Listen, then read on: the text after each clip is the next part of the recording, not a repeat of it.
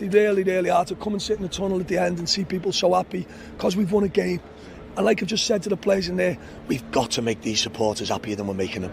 We've got to make it more enjoyable for them, because at the minute, it's a roller coaster ride watching us. There's goals, there's penalty decisions, there's everything in a game. But we've got to start being better in games, and in my opinion, seeing games out in a more professional manner.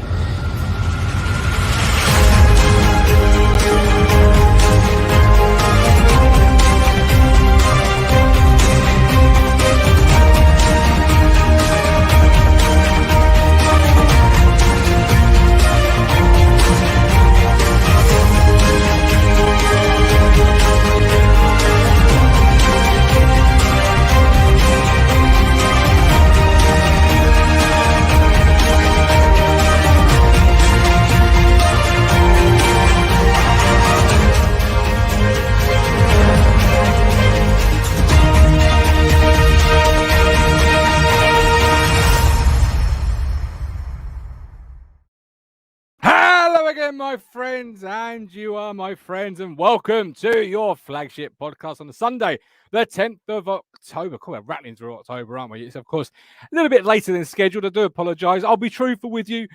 Sunday mornings are family time, and that's sometimes overlap. I mean, if you've ever had children playing cars on one of those road maps, it's just like the best thing in the world. You sort of forget where you are.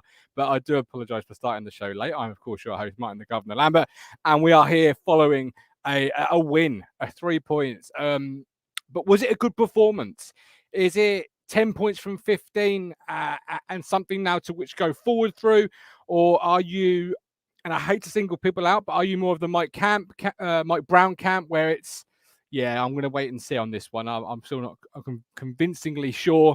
They weren't convincing, etc., etc. I'd love to hear from you, the Ipswich Town fans. This is your show, your platform. You dictate the narrative. You say what you want to say. Unfiltered, but totally biased towards Ipswich Town FC. I'm going to be joined by somebody who's not normally a part of the Sunday lineup. He has stepped in to do me a huge favour. We wish Kate Riley well. She's not too well at the moment, I hear. So that's the reason Kate was subbed off, and this man was subbed on. He's our Carl Edwards. He's our pacey winger. He's going to turn it up a notch or two, and let's see where we go. But how are we feeling after the Wilder Fury fight? I mean, there's lots of chatter already in the chat about what a fight, and it was an incredible battle. If you're into your boxing, join me and Matt Phillips 1:30 tomorrow. Might be a lunchtime viewing for you as we sort of review the fight, if you like, and give you our thoughts. Robert Grimsey there. Fury was on fire. The Gypsy King will not be held back, my boys. He really won't. Rob Holmes, how did Wilder hang on to the 11th round? He also showed heart and desire. My opinion of Wilder certainly changed. But Mark Rowell, afternoon. He watched yesterday's game show this morning, and I did not know Talking Town had a European branch. Hey, this is, as I say, the fans' platform. If you're a fan of Ipswich Town Football Club, get yourself on this. Doesn't matter from where you're from. Matt Stannard. Hey, Neil.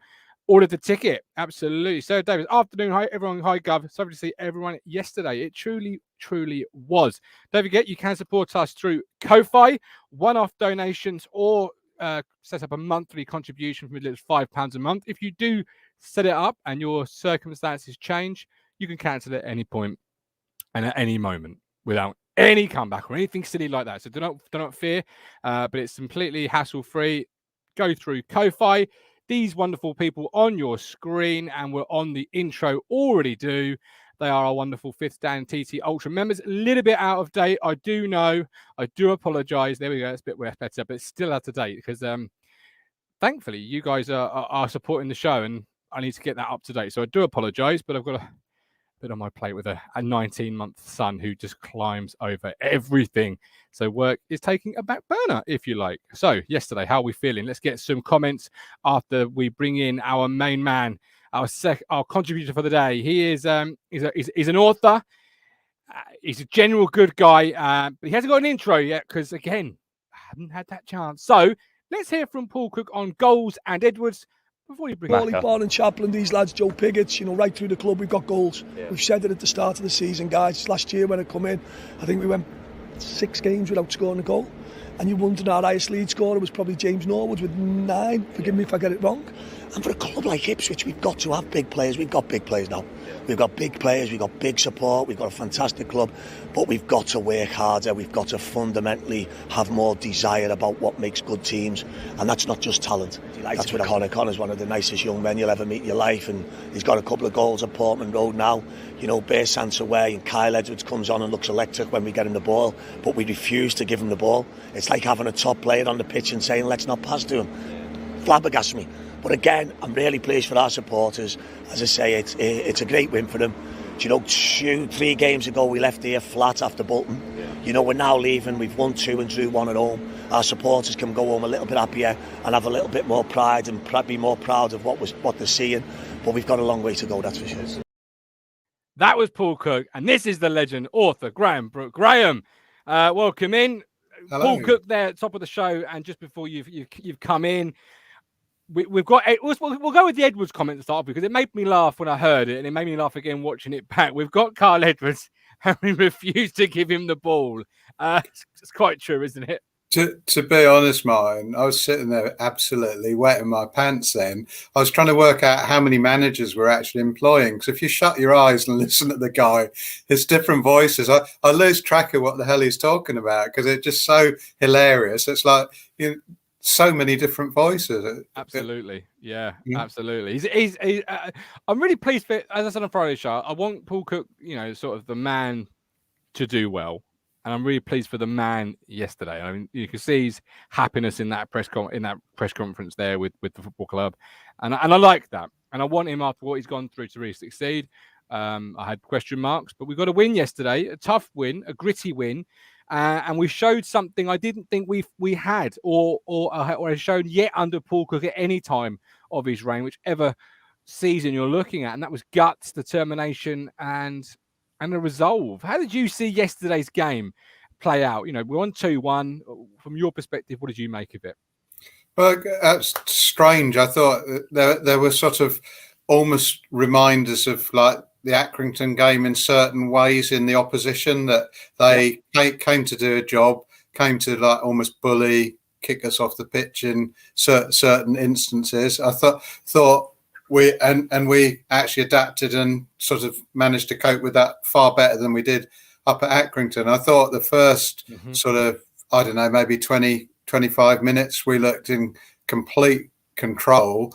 We did the usual Ipswich Town. So if you're a dog owner, don't ever leave a dog in the charge of Ipswich Town, because you take the lead and we just give the lead away straight away and you'd never see your dog again. I mean, how many times this season have we actually been in front? Okay, it came out, it went the right way in the end yesterday for us, but how many times they say the first 5-10 minutes after you've taken the lead, you know, just close the game down, you know, just sort of slow it down and sort of, but you know, yet again, I mean, Shrewsbury hadn't had a sniff. I mean, it was the guy took his goal really well, but they hadn't had a sniff up until that point, and then it was an excruciatingly uncomfortable 10-15 minutes before half time where I thought, oh my God, you know, we were actually second fiddle to the team that was second bottom. But and I thought possibly even the first 5 minutes of the second half we were a little bit slow out the door again. But then from that point onwards, I thought we really did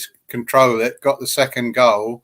The only worry I had, I don't know what people thought about it, but where I sit sort of just maybe about level with the edge of the north stand, I call it the north stand penalty area. And I personally thought Shrewsbury had a pretty good call for a penalty in the second half. I thought he certainly caught him, but to be fair, I mean, you couldn't. Didn't we? Let's be honest, we had a couple of shouts. Yeah, I mean, to be fair, you couldn't ever accuse that ref of being biased. Just hopeless yesterday. I mean, he got pretty much every decision wrong right the way through. You know, I mean, so this is it. You could have had a number of penalties and you know, calls for us. We had, I think, probably 3 at minimum. I don't know how we got one of them, and I think you're right. I think it's on the Fans React post game show. There's also a penalty. People were moaning about the first goal that was disallowed. I think it was Burns was offside, but Bon. but from where I was, I didn't even get out of my seat when that went in because I was dead certain that was offside right from the start. I was in the.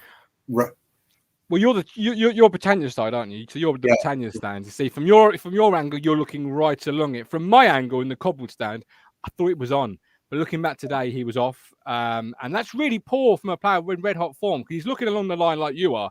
Just check it, and you can get an early goal. But I thought we controlled the first 20 minutes, 25 minutes. I thought we were quite comfortable. Until they equalised. Yeah, absolutely. Well, yeah, absolutely. And that came from absolutely nothing. We've got some Paul Cook comments in a second about sloppiness, but we've got Justin Russ. Welcome in, Justin. Good win yesterday. Moving up the table slowly. Just need to keep moving in the right direction now. We need to break the bank to ensure we sign Bon. The work he is doing on and off the pitch now could be a proper Town legend. Lee Brown said a tight 2-1 win. Well, you were right. Monty says their kit was a bit, I say. Neil's here. Here we go. Neil, 13 points, Graeme, from winning positions this year. 13. Well, that tells the story in its own right, doesn't it? Because that you put those 13 points onto our current points total, and I think Paul Cook's probably given a statue. It's phenomenal. 3-4 points clear at the top, wouldn't it? Absolutely. But then again, you've got to balance that. You take sort of games like wasn't it Morecambe we equalised in the 96th minute, so we could have quite easily lost that game. So I mean, I guess over a season you would maybe say things even out, but let's hope so, because we're owed 13 points by the sound of it. Well, yeah, and I do say over the course of the season things do tend to even out, but that's more referee decisions, not points. Mark Rattle, still very fragile after the goal. Matt Stan, I can't believe Cottrell said they were hard done with the referee, or Ferret, as autocorrect would have it. Thought it was equally bad for us too, as you were just saying there, Graeme. Rob Holmes, ref was awful. Martin, just bringing up Matt Stannard. I am a picky git because I work in quality assurance, but I think on your contributors list at the front, you've got him down as Matt Standard. I have, because he is the standard. He's the gold standard. Oh, okay. You see, that's how you save a mistake. So it's a deliberate typo. It's a deliberate. And George, the designer, probably won't be too happy because he's got a little bit of OCD, as old George. So when I do nudge him, and I'll just give him a quick little elbow. He'll be kicking himself. But you could also say Matt Stannard is the gold standard because he's just wonderful. Although yesterday he said 0-0 before the game, it'll be a 0-0 draw, and I just thought, Matt, that's not what we want to hear. Even I went for 4-1 yesterday. I was a little bit too optimistic, maybe. You were, Mike D. Hold on, Gov's not using the handless red mug, Mike, please don't bring up the red mug. I lost it about 3 months ago. I dropped it and it smashed beyond repair. So now we've upgraded to a handleless Talking Town mug. So me and handles don't do too well. We don't do too well, as you can see. So we've moved on. Chris Peachy, more at the silver standard. Alex Griffin, who's excited for Cambridge away? Yeah, I think we all are a little bit. But we'll stick with Shrewsbury for the time being. We'll come back to Cambridge in a minute, Alex. But if you want to have your say on the show, the link is in the chat. Get involved. Have your say on yesterday. Is it a platform? Is it a continuation? Does that make Accurate and Stanley a bad day at the office? Or are you, as I was saying earlier, and I hate to signal somebody out, but the Mike Brown camp of I'll wait and see. I'm not overly sure yet. I think we'll start on the manager, if that's okay, Graeme, because Paul Cook is somebody that's obviously come under a lot of criticism. It's now 10 points from 15. And I myself said after Bolton, he mentioned Bolton in his press conference. I probably would have let him go after then, and I've not sort of come away from that. Now, yesterday, as I said on Twitter, and it wasn't a flip-flop, it was a balanced view, if you like. We showed guts, determination, and backbone, and 10 points from 15 is something not to sniff at. Did he get it right yesterday? Because during the game, he made a couple of changes. In the ball, or with the ball, sorry, I felt we played a 4-3-3. Chaplin, Bond, and Burns were pushed right up on the Shrewsbury backline. Without the ball, it went to a 4-2-3-1. So tactically, I saw something different from Paul Cook. How did you see his management of the 90 minutes yesterday? Yeah, I think he did what he needed to do to get that win really yesterday. As you say, I think there was certainly a lot more sort of pressing moving forward. I thought Chaplin was a breath of fresh air because you couldn't really pin down where he played, he was sort of all over that front three, wide and in behind Bon at times, up with Bon at times. I think he looked really good. But I do still worry about Fraser because he has one game, I think it was the Doncaster game, he looked exceptional. But at the end of the day, we've got, when you go on the stats, the best number 10 in Division 1 last year with, was it MK? Yeah, MK Yes. Dons he was at. And now he seems to be getting shoehorned into the side more and played out wide and whatever. I wonder whether you could get an even better rapport by playing Fraser as that central number 10. And you had that opportunity yesterday because Selena was away as well. So play Fraser as what he was, the best number 10 in the league last year. The stats don't lie. And maybe have played Chaplin as one of the wide players. I don't know. But I certainly think Fraser is an exceptional player if he's used in the right way. And I'm still not totally convinced it's his fault, but we're not using him where he's made his mark. Well, Fraser himself had a post-game interview with the football club, and we're going to go into a bit more detail on tomorrow's Talking Tank Time with Ben and Matt Phillips. And I was going to show the clips because he sees himself as more of a number 8, and that's where he's played predominantly throughout his career, as you were kind of alluding to there. I'm going to put you on the spot right now because on Friday's show, the press conference, we had Paul Cook talking about the new Australian striker and saying, "I wish I'd seen him play 4 or 5 times, but I hadn't. This is all down to Ashton and Andy Rolls and co." I'm going to put you on the spot right now and ask you a question. Do you think Scott Fraser, looking at the way he's been used, was a Paul Cook signing or more of a Mark Ashton data dashboard signing? And now he's trying to use him without really asking for him. I'm putting on the spot. What do you think about it based on what he's been played? I think when you go on the stats-based sort of side of things, that's going to, all the stats that we've seen sort of over Twitter and whatever else are going to be on Mark's database and whatever. So, it would definitely look like, I don't know one way or the other whether there is this divide of the Mark Ashton type on his database that fits the bit. You would still think and hope that it's not a case of Mark Ashton saying, "Oh, look, my database tells me I've got to go and sign that guy. You'll like it, a lump it, Mr. Cook." Surely Cookie's got to be, I would personally, but I don't know at all, but I would personally think that you may have this data-driven sort of player selection mechanism, but I would hope it basically sort of chucks out a few players that, in a position or various positions, and then Mark's still having the conversation with Paul Cook as the manager of the team and saying, well, look, this is the best number 10 in the league. We can potentially go and get him, rather than it being imposed on Paul Cook. But it does look a little bit strange. You've got the best number 10 or what was the best number 10 last season, that it almost looks like we're trying to shoehorn him into a position. Yes, it does. But that could also be down to the fact we've got a number of quality options in the attacking third. And speaking of quality options, don't forget Talking Town, the flagship show, is partnered with awaydaybeers.com. I had this wonderful beer last night after a win, and I tell you what, Graeme, I don't know if you're an ale drinker, but there's nothing better than a real ale following 3 points. Like, it tastes just that little bit sweeter. It's the Walk to Victory 4%. The label says Tash-tastic golden beer. And of course, John Walk himself was there yesterday. I don't know if you heard his halftime thoughts, but they were quite funny because when Foz said to him, "What do you think of the first half?" He went, well, what can you say? Sums up how the season's gone, to be fair. And I just felt he was trying to say, well, just shy it. But it just made me laugh. But yes, awaydaybeers.com. Head there. $14.99 is your ITFC fantasy pack. Bon. Let's do the Bon then, because obviously there's a video online that I posted. Let's stick with the attacking options we were just talking about there, actually. Because I think there's, as Paul Cook said, you've got Edwards coming on and we're not passing the ball to him. Yeah, Chaplin coming into the number 10 and playing really well. Jason Clayton, Edwards is still behind Selena, or should Selena play 10?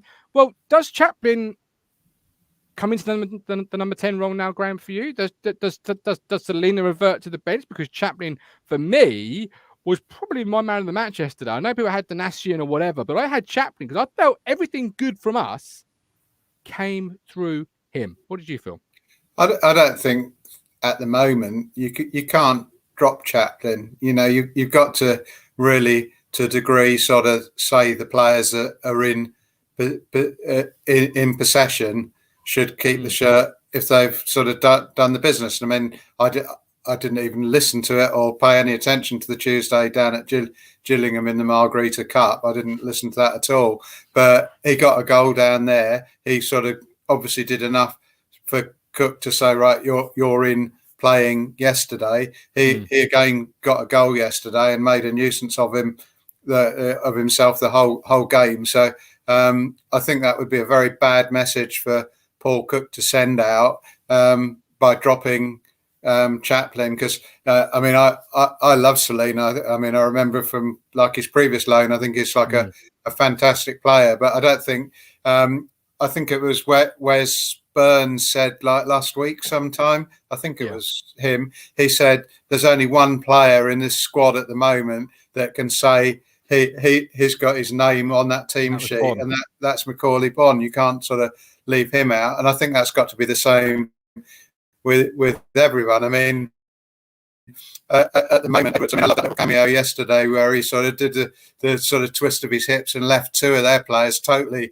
sort of down in front of the cobbled stand when he came on. He did like an absolute brilliant shimmy and left two of them for standing yesterday, and he did one or two really nice things. But again, you know, it was just the sort of timing of the situation. Obviously, he was looking really, really good a few games back. He then got that injury, and I'm afraid even Edwards hasn't got the right to, and I don't think he expects to. I mean, what you need is every player. Duncan Farrow, £20 super chat. Good work, Duncan. Thank you very much. Thank you. Sorry, Graeme, continue. That's right. Sorry. No, I think what you want in that squad is every player wants to be in that starting lineup, but I think they've equally got to be cognizant of it. It's a squad effort, and you know, unless they've sort of really sort of come on and got 2 goals in the last minute or whatever else, they're going to have to carry on in training and sort of when they get their opportunity, you know, make it harder and harder. You know, Cook said about Pigott again at the Margarita Cup thing on Tuesday night. He got a goal. He made it difficult for Cook, but there's no way, unless Cook's going to play 2 up front or even arguably play Pigott behind Bonne as the number 10, then at the moment he's trying to get in ahead of Bonne, and no one's going to get in ahead of Bonne at the moment, is he? No, absolutely not. And you mentioned Pigott there, and obviously he's going to be looking on, itching to get the chance, but that's why I kind of like Chaplin, and because he is probably your most natural player to a striker that isn't a striker. So at times when he's on the football pitch, like yesterday, it felt like we were playing a 4-3-3 in possession with Bonne as the central figure and Chaplin pushed right up along with Burns on their back four. And you're okay with that because Chaplin has played up front, can play up front. So I kind of liked him in that pivot role, if you like, because from times we could go to a 2, to a 3, to a 1. And he's an annoyance. I used to play centre half. I was a cumbersome centre half. I was forever hating players like Chaplin because they're quick and they're around your ankles and they never stop running or hassling or chasing you for 90 minutes. And when you're a bit cumbersome, like I was, and like most of the defenders are in League One, let's be honest, you hate it. And I just felt he offered that yesterday. And if you asked me what my ideal front three would be, it would be Selena out wide on the left. Chaplin currently, it would have been Fraser, but Chaplin in his brief appearances has made it his own now for me until he loses it. And Edwards on the right. And people, when I say that, sort of go a bit aghast because Wes Burns is a good player, one of our better players. But it's more, Graeme, the quality we've now got in those positions that, you know, like yesterday, we're bringing Kyle Edwards off the bench. We're bringing Joe frickin' Pigott, the guy who scored a hat load of goals for Wimbledon, off the bench. Like, we are embarrassed with the riches we've got at this football club. So, yeah, my front three would be Selena out wide on the left, Chaplin, and then and then Edwards. What would you do with Selena? Would you leave him on the bench? Would you drop Fraser down to the bench? How would you sort of manage it going forward? I think at the moment, I certainly wouldn't drop Burns because, again, if you look at him over the last few games, again, I can't comment on Accrington because I called off like the day before. But if you look at the games that I have watched over the last few, there's no way that I'd drop Burns for the time being, purely for the same reason as you sort of said. Chaplin at the moment has made that place his own. You know, absolutely. So I think with Burns is sort of with his crossing, you know, the goals that he has got as well. I don't think he's done a poor enough performance in the last 4 or 5 games that you can say nope. You're going to put Edwards back in ahead of Burns when he's just coming back from injury and he's just coming off the bench for the last 10, 15 minutes. So I would certainly keep Burns. I personally think, you know, again, it's circumstances the same as like Edwards with his injury. Selena's been picked by Kosovo and went off to Sweden, I think it was yesterday, for that game. Sat on the bench for 90 minutes, didn't get a look in to actually play. But the circumstances are he wasn't available for the first team game yesterday. So however big a name he is, however good a player he is, he needs to come back and prove that he should be in ahead of whether it be Fraser or whether it would be Burns or whatever. So, yeah, absolutely. It's so good how many players have options with choice, isn't it? Yeah. Oh, I mean, yeah, you know, as you said, we had so many games 0-0 last year. We had Drillen and Hawkins and the Golden Bomber coming off the bench to try and change the game in Stephen Ward. I'll bring Josh in. Josh gave us our player ratings yesterday, and I had a slight issue posting it, so Josh, I do apologise. But you saw the game. You gave Danassian your man of the match. Talk us through what you felt about Janoy Danassian, the Don, and Graeme can come on the back of that. This season he's been a bit of a dark horse, hasn't he? I mean, last couple of seasons everyone's moaned when he's come on, but this season he seemed to come to life. And yesterday was just a last-ditch tackles he made second half yesterday where you can't not give a man of the match for it. A couple of them were probably goal-saving tackles too. Absolutely, Graeme. The Don was Josh's man of the match. Obviously, as he said there, he's come into his own. A player that's been frozen out, loaned out, told he could probably leave, but here he is. Probably one of our better players. Well, Danassian, hi Josh, by the way. Danassian, I think has been an absolute breath of fresh air, as you say, a complete dark horse this year. He's come in. I mean, look yesterday. I mean, he played brilliantly at right back. We then had the injury, or Penny went off anyway, and then you had him sort of move across to left back. You know, he's so versatile. He can play either full back position.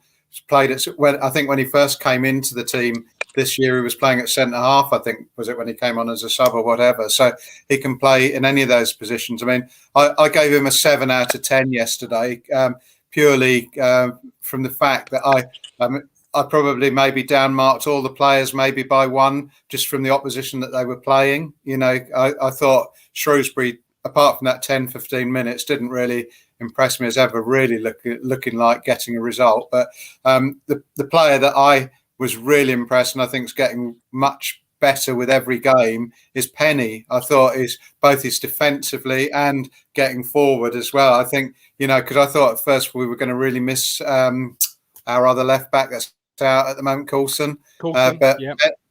Penny, I think he at the moment, till he does something wrong, he's made that position his own. I was a little bit concerned about the centre halves yesterday. I thought both of them got skinned on at least one occasion, and I think both resulted in a yellow card from where they got sort of totally done by like not particularly good opposition. So I gave them both 6s yesterday. So I had Danassian 7, Edmondson 6, Burgess 6, and Penny 8. I had yesterday. Can we just pick up on that point with yourself there, Josh, about Edmondson and Burgess? Because I always, and this is probably the wrong way to look at it, but I always look at it from a championship point of view. And for me, those two are probably our weakest areas if this football club was to ever get promoted. I just feel like Graeme said, they're just a little bit too slow for me. And when you have a better striker, a faster striker, it almost at times here yesterday, Burgess looked like he was running in cement. For me, I would look to bring in two two new centre halves in the summer if promoted. But how have you seen them two come together and form the partnership? What are your thoughts on them? Listen, with centre halves, they're not built to be quick, are they? I mean, well, no, we're not. That's true. They're not built to be quick centre halves. I mean, you look at Premier League centre halves, they're still not quick. Like, they'll get done, but then they might have got done. But then you look at Donation, who come literally from right back yesterday to one of their positions to cover for a last tackle. Mm-hmm. You've got to rely on. Well, you can't really rely on, but sometimes you've got to hope that either the fullback or the holding midfielder will cover the centre back if they get skinned. But their partnership-wise, I think it is growing because they've played quite a few games together now. So it's growing, I think. And I thought they did all right yesterday, to be fair. And I gave them 7s. So okay. And Penny and Coulson, Graeme also mentioned that one there. Very quickly, very briefly, if we move to the midfield, who would be, if Coulson was declared fit today, who would be your starting left-back for Cambridge, Coulson or Penny? Coulson comes in for me. Okay. Why is that? Nothing against Penny. I think he's okay. But Coulson is good at blocking crosses and he'll stop crosses. And overall, for me, he's just the better player. But I've got nothing against Penny either. Okay, absolutely. Josh, as always, real pleasure speaking to you, my brother. Look after yourself. Graeme, go on. That point. No, I don't disagree. If you put the two players and looked at them, you'd probably say Coulson was the better player, arguably. But I would just go back to the fact that I thought Penny had a really good game yesterday. I think he's growing into that spot. And I'm very much one, if you're in possession of that spot, if you've done nothing wrong, I don't think that sends good vibes. When you've got a very, arguably strong squad, if you start sort of sending messages, well, as soon as he's fit again, he's going to come straight back in, come what may. I just don't think that's going to be very good for team morale. But that's a fair point, Mike D. Don't, Graeme. Penny is becoming Gub's new trigger word. I might surprise you all here. Penny is not as good as Coulson. Coulson's a better left back. But I think over the course of 30 games, if Penny had 30 games and no competition, let's say Miles Kinlock was the only player with him, I think you'd have he is a player that can definitely progress. He's got a much higher ceiling than what he's playing to at the moment. And I think it's more consistency. And he might be the type of player that just needs to stack games together. But unfortunately for him, we brought Hayden Coulson in. Good for us, poor for him, because I think over the course of, like I say, if he manages to get 10, 15, 20 games together, I think he'll be a much better player than he is at the moment. But currently, yes, he is becoming a bit of my trigger word because he's not. He's growing on me like mold, Graeme. He's growing. I tell you what, talking about growing, we'll bring in the fisherman with his pink headphones. Look at this. You are looking wonderful. Absolutely wonderful. How are you, Mike? Yeah, I'm feeling good. You're feeling good, yeah. Right? Yeah. Well, let's get into it because you have somebody that's been overly critical of the manager, the team, the performances, the league position. How are you feeling now after a 2-1 win against Shrewsbury at home? I mean, look, Cook said everything I felt yesterday in his post-match game. A brutally honest one as well. Yeah, I actually agreed 100% with Cook. And the thing is, the difference being, I guess, is if I say it, I'm negative, but if Cook say it, is being constructive. Look, I know I get quite a bit of stick and I know I come across quite negative, but the reality is I'm quite real when it comes to with what I say. The bottom line is that weren't a good enough performance. We're sitting 14th now, and we've beaten no one above us. And that's the bottom line. But we've got games coming up now that can say to us as fans, look, okay. They're winnable games. Portsmouth will be a tough one. But the reality is that we're 14th now. We're mid-table. We need to be above that. And yesterday for me was a little bit of a bore result rather than a good result because I didn't think we played particularly great. It was patchy. Yeah, Lee Brown there, absolutely spot on. Very patchy performance. First 15, 20 minutes, we looked brilliant. We then scored and we just felt flat. It's like, well, look, you know, if we'd have been up against a bronze bomber last night with Fury, you know, we'd have been knocked out. That's how I kind of felt. Do you know what I mean? Yeah, no, I take that point. And I also take your point about the teams above us. But when you look at the league table, we're 14th, as you say. We've only lost to 3 teams above us. We've drawn with 2. The remainder we haven't played yet. So that's almost a bit of a false stat because, you know, we're 11 but it's games still in, a stat, not. isn't it? We often talk about stats on here, don't we? You know, Well, let's flip it. our goals. 10 points from 15, Mike. Let's flip the stat. Let's flip the narrative. 10 points from 15. Isn't that, if I said to you 5 games ago, you're going to take 10 from 15, you would have been, you know, marginally, well, I'd like 12, but 10's not the worst thing in the world. To be fair, Martin, though, Mike's got a point because you could go back over probably the last 2 seasons and you look when we were flirting around with 7th, 8th, looking at the top 6. It took us a bloody long time into the season till we got any victories over anyone that was above us. So, you know, we do need to this season start sending a message out. And when we do play, you know, like the Portsmouths, the Plymouths, in the next couple of weeks. I think Cambridge are above us still at the moment, aren't they? I haven't looked at the table. I will tell you in just a second. Cambridge are no, they're not. They're in 16th. No, okay. 1 point. Well, just take Portsmouth and Plymouth. You know, they're 2 ideal games. If we've got serious pretensions of getting into playoffs to start off with, you've got to go there and, you know, because they are effectively 6 pointers. They're teams above us. If we win 3 points, they've lost 3 points as well. So it is that proverbial 6-pointer. You know, we lose to them, we're suddenly even further behind and even more to catch up. So we should be going there looking for wins. But again, that old saying, when we get in front, when we get a lead, if we do get a lead, we've got to close it down for 5-10 minutes. Not, I don't know, we just seem to go to sleep sometimes when we get that first goal or a goal. And, you know, that the most dangerous times, that 5 or 10 minutes after we've scored, you know, we need to maybe go 1-0 up half an hour into the game at Portsmouth and close that game down to half time. So we go into the dressing room still with that 1-0 lead, be wide awake when we come out for that first 10 minutes, quarter of an hour of the second half, not let like an Accrington equaliser within the first few minutes of the second half. And if you're somewhere like Fratton Park on a Tuesday night, you've gone 1 up in the first half, held on to it, you're still holding on to it an hour into the game, that their fans will turn on them like anything, you know, and they'll almost be playing like an extra player, an extra sort of player on our side, because their fans will be on their backs, you know. So let's explore that a little bit. Let's hear from Cookie on Sloppy, and then we'll get both your thoughts on as to why we can't hold on to it. Our crowd are waiting for us to take them home. Yeah. Our crowd is so supportive of everything we do. The stadium is rocking at the end of the game. We've made really hard work of that game. Yet after 23 minutes, it should go on to be a good win. Yeah. Shrewsbury are a good side, Steve's an experienced man. They've got good players. We were in total control. Some of our decision-making processes after that are alarming. Yeah. And you can say it's learning, you can say it's a new team, and I live with all that. I'll go away, we'll watch it back, I'll analyse it with the players, you know, but we've got to be hungrier. We've got to be more aggressive with our play, and then we'll be a better team. Some of our decision-making is alarming, and we've got to be a better team, Mike Brown. Why are we so sloppy with conceding goals? It's got to come down to the training, isn't it, surely?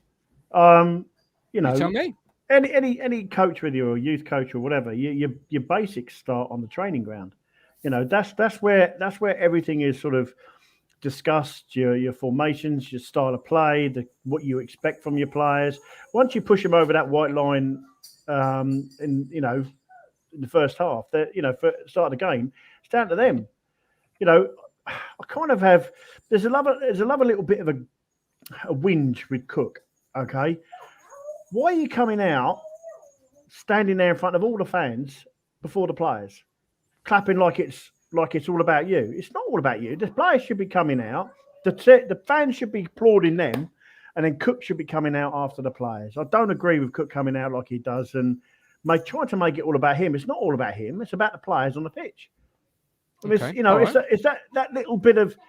I don't like that. I just think that we have the players that are more than capable of putting teams to bed.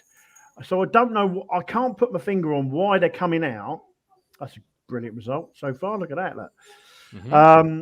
We have the players that should put teams to bed. It's just, we kind of, like Graeme said, and like we just I don't know. We just seemed like we fall asleep. We get a goal up and then we kind of fall asleep. The only time it hasn't happened is against Donny. And why aren't we pushing for that second, third, fourth goal? Why Absolutely. not? Good teams, promotion teams will do that. Yeah, absolutely. Michael Finn, sometimes players have to stop believing their second name is Messi and do the simple thing and try not to beat the opposition on their own. Graeme, why you've said at the start of the show, if you were a dog owner, you wouldn't trust us because we can't keep hold of a lead.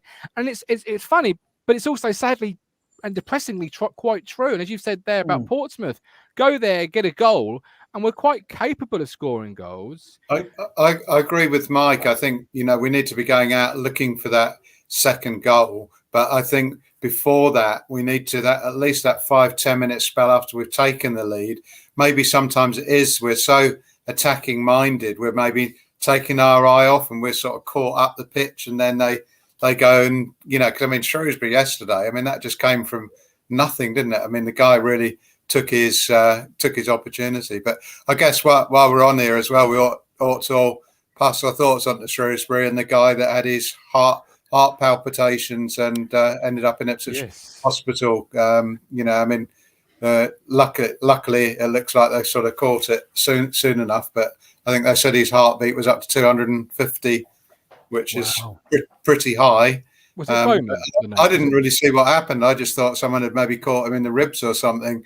But then, and then because he walked off under his own steam as well. But when obviously it's something different to Christian Eriksen because that was the heart stopping, whereas this was just like over sort of racing, but still sort of nasty. And obviously pass our best wishes on to him and Shrewsbury.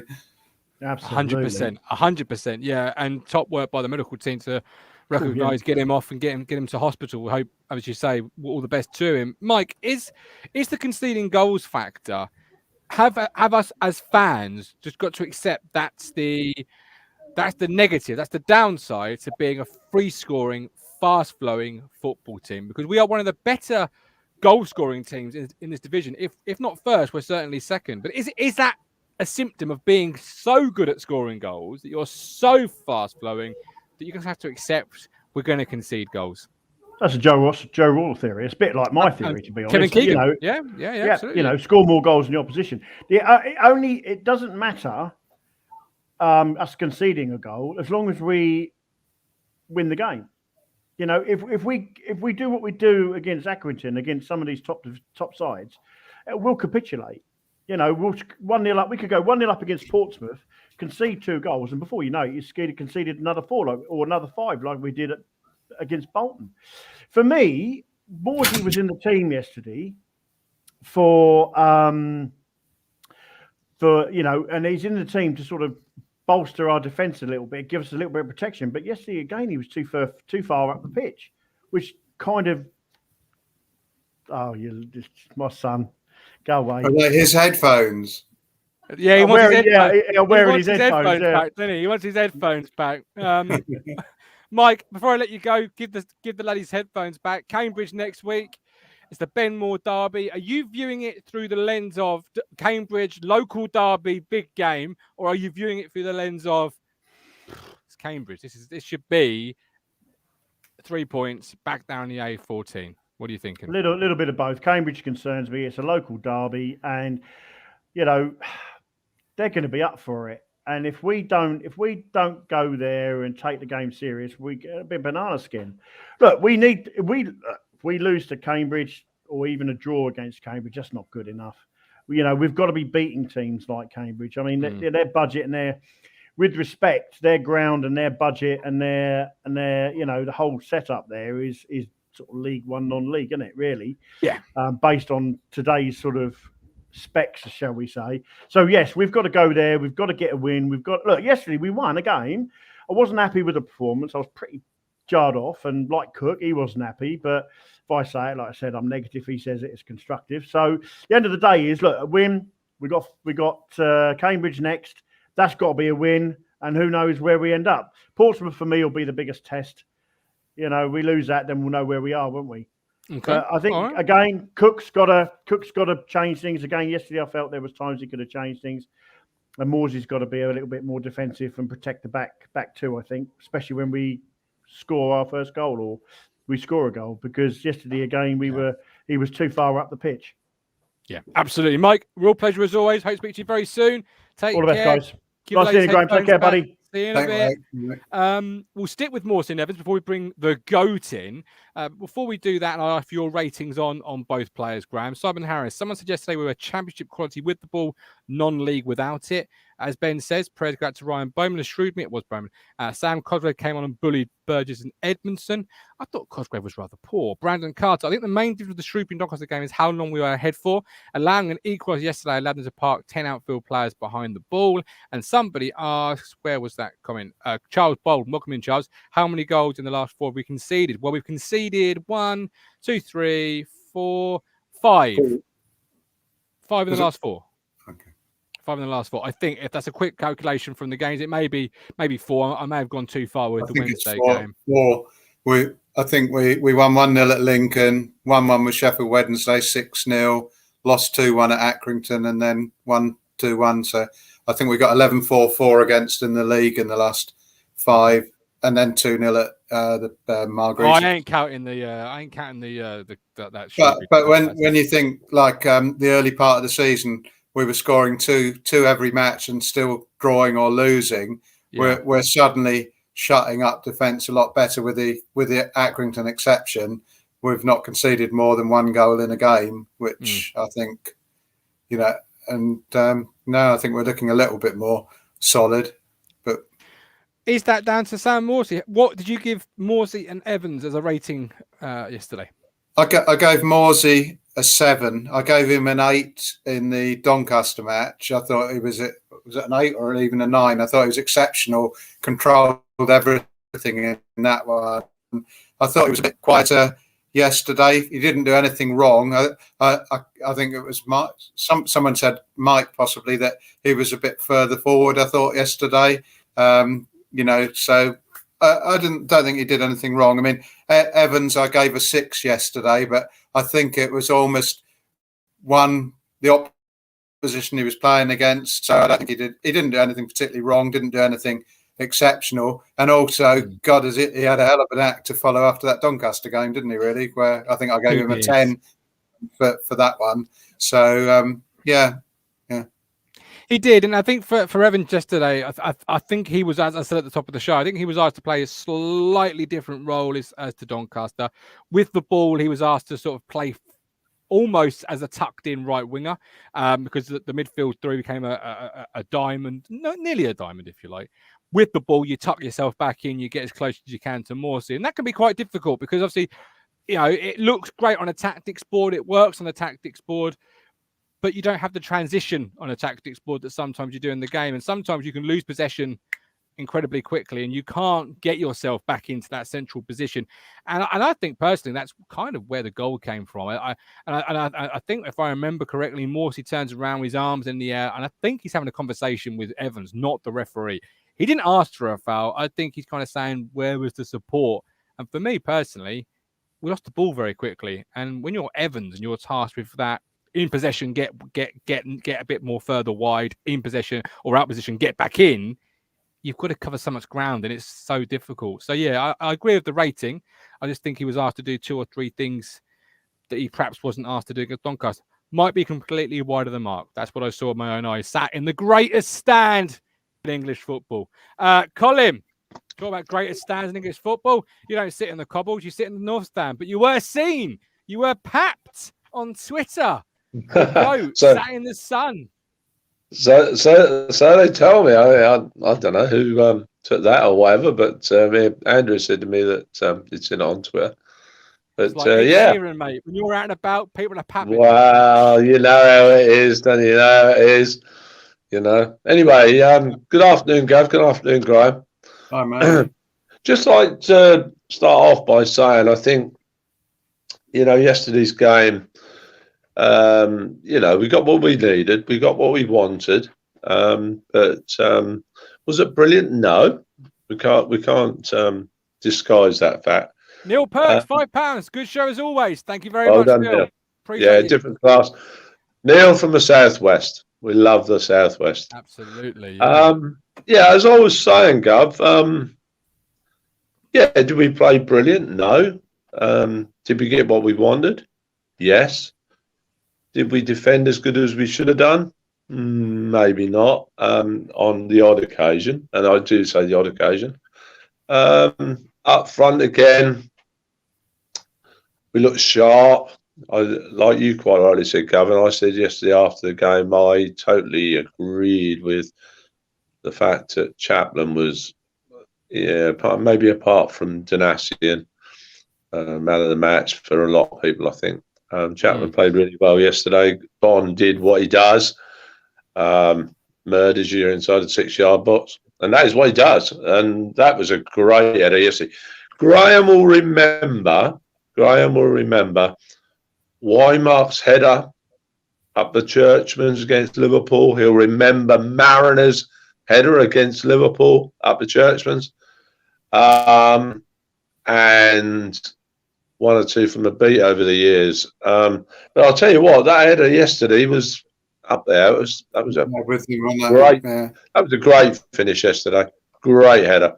I'll tell you that bloke, honestly, I mean, we had a little brief chat with him after the game. He was at the back of the North Stand with his dear, I take it was his girlfriend, in the car. And I said to him, top man, because I'll tell you what, he's come over here, and I think maybe not everybody, but a lot of people would have probably thought, he would have been maybe just behind Piggott and that. And like Gav quite rightly says, he scored a lot of goals last year, Piggott. And I mean, Bond has, grasped the mantle, kind of metal, so to speak. And he's took the ball by the horns and he's ripped it up. I'll tell you what, good luck to the boy. He's been fantastic. But I mean, I think, we look at, like I said, the richest one.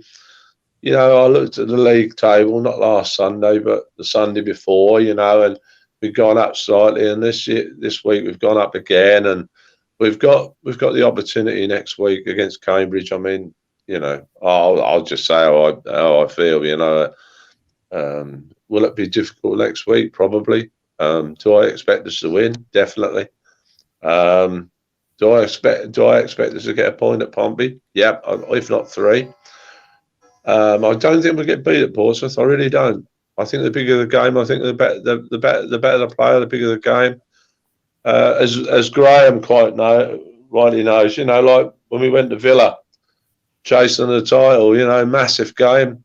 Massive games are for big players, and big players turn up on big games. And I think you'll find Selena, Bon, people like Morsey, I think they'll turn up. I think they'll turn up at Pompey. I don't think we'll get beat at Portsmouth.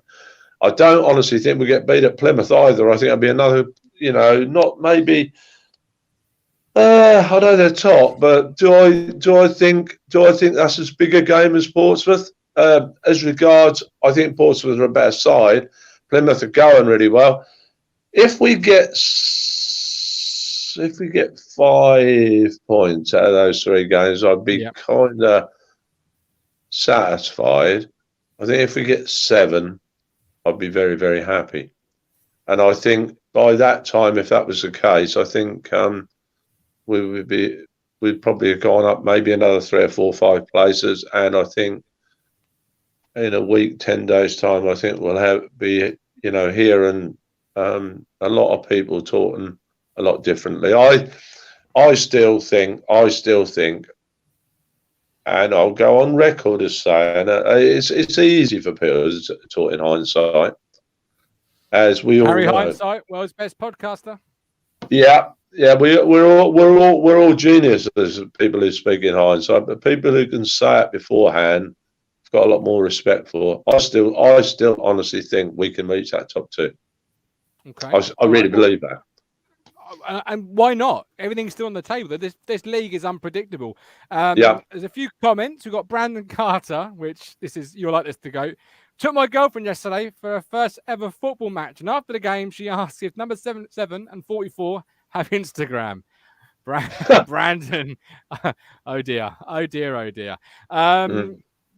at least he might want to come back to the football again. This could be a thing. Because my other half can't stand the game. Neil Perks, the other week someone was saying drop Bon, unbelievable. Speaking of Bon, and speaking of the GOAT, I just want you to talk me through this if you can, Colin, because I took this outside Portman Road yesterday, and as you can see, there you are, walking away from the car, having flagged down the GOAT, that is Macaulay Bon.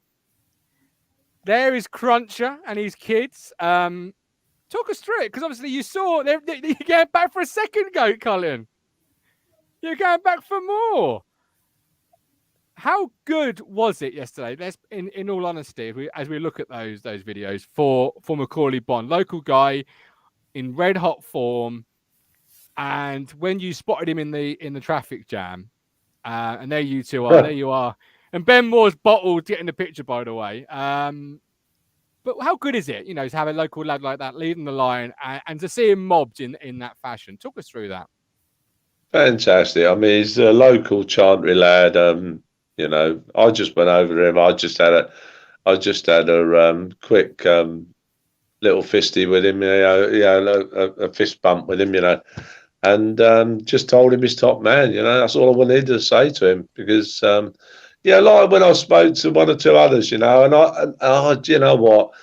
It was like when the lad, when the game had finished yesterday, and he kind of put his thumbs up to the North Stand, and after that game, and you know what I thought? I thought back to about 3 or 4 weeks ago, and I thought, yeah, I had a little whisper in your ear, and I said to you, some people would have allowed him to put the window down and ear bashed him.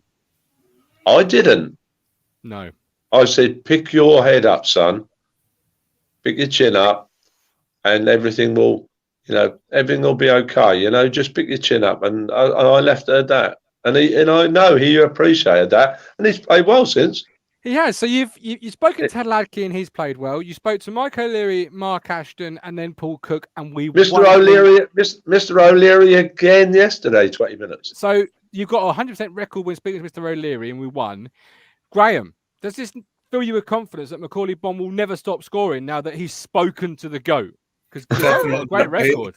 Yeah, he's obviously got all the right tactics. He's whispering in his ear. Yeah, so yeah. The thing is, Graeme, and I could, going back, like when we used to go to the coach, to away games and that, and we used to speak to people like Colin Wiljon and the old David Johnson, Paul Mariner, and the beat and everybody.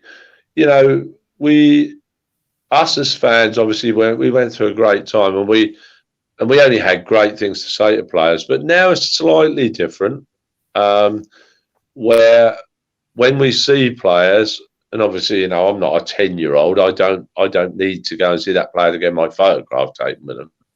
I like to go to the player, and especially these days, and on the odd occasion, wish them well, and maybe pick them up after a defeat. Sometimes those players need it. And I think that's the right thing to do, and I think that helps. I really do think that helps. Graeme, you're an in the know guy. That you make no bones about that, and I've known other people. Macaulay Bon. People are saying we can keep him. Let's go and break the bank for him. Some people, and I'm probably in this camp, are saying, look, if we don't get promoted, we've got no chance. Give us some confidence today. Or maybe put the fire out. I don't know. What do you think? Can we keep holding Macaulay Bon on a permanent, regardless of what division we're in next year? What do you feel? You've got a starting point that he really wants to be here. I mean, he was a kid growing up, watching Ipswich, supporting Ipswich. He was, I think, schoolboy terms before he went off to various other clubs. But he's come back. I think all his family are Ipswich supporters as well, and it must be music to his ears. All the Macaulay Bon is one of our own, sort of being sung. I mean, he's become a hero already. So yeah. You've got that on our side. I mean, the big question is, have we got a clause in that loan agreement that we had that come whether it be January or the end of the season, we can have him for, I don't know, 1 million, 2 million, whatever the fee might be. Because the concern that I do have is like, if we haven't, then every goal that's going in is going to be pricing himself, irrespective of his love for the club and wanting to be there.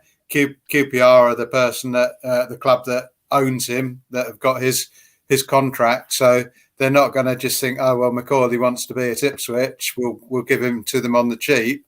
So I'm hoping that there is some sort of an agreement already being done, and that we're working on it for January, hopefully, you know, because otherwise he's going to be very, very expensive, I would think.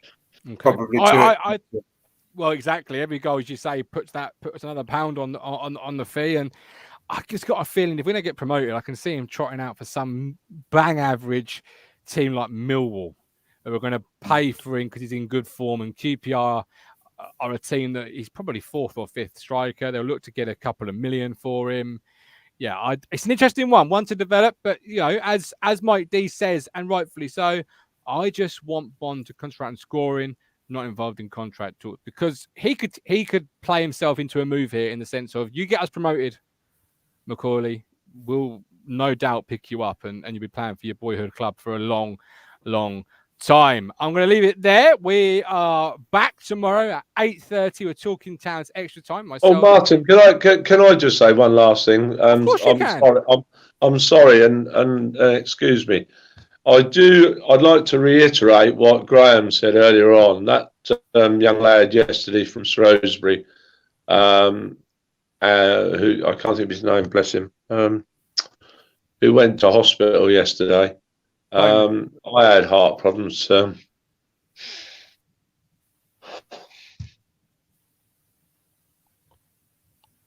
okay, go. I had heart problems 2 years ago. 2 years, July 19, and I thank them for everything. Pat was what they did for me, and so I know kind of what I'm talking about here. And so I send my best wishes from my heart. Colin, you're a good man. You are a good man. From my heart to him and his family and Shrewsbury Town Football Club. I'd love to just wish him well, and I hope he returns to the football pitch and Shrewsbury Town's first team very, very quickly. Absolutely. Well said, as Rob Holmes says. Sarah Davis, great. We love you, Colin. Duncan, great show, ladies and gentlemen, and one and all. Thank you, NHS. Get well soon. Colin, you are a good man. I'm just going to take you off because Colin, you're a good man. A good man. And we can see your heart's in the right place, and we love you. We love you with all our hearts as well. Strong, from the heart there, Graeme. It's yeah, literally. Yeah. It's a scary situation when you go through heart issues, and obviously you had your health issues in the summer, and you're very, obviously we don't want to say too much live on the World Wide Web. You obviously came very close as well. Your health is mightily important, and it can put the football in perspective, can't it? Definitely. Right, we are sending Colin's message, Gov. I think I might do that, Monty. I really might. We're back tomorrow, 8:30. As I said, talking Town's extra time. Myself, Matt Phillips, and the Milk Tray Man, Ben Adams. This has been an FCA finalist presentation of Talking Town. Thursday night, we might be able to say FCA winner Talking Town. Who knows?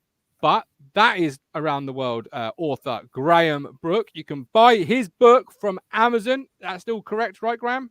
Yeah. Perfect. Head there. Links on the website, my website. There you go. Links on the website. So head there. Get behind a local guy writing a fantastic book about our football team. As I said, we're back tomorrow. Thank you for your lovely messages. Support us through Ko-Fi. If you've not yet done so, hit the like button, subscribe. If you're watching on Facebook, hit the thumbs up. But until tomorrow, I'm going to leave you with a word from our sponsors. With love, with care. Come on, you Blues. Ipswich Buses, your local bus company serving your football team. Buses run every 10 minutes. Avoid the traffic. Don't get stuck in the delay. Get Ipswich Buses today. A single £1.20, a return only £2. Find out more information at www.ipswichbuses.co.uk.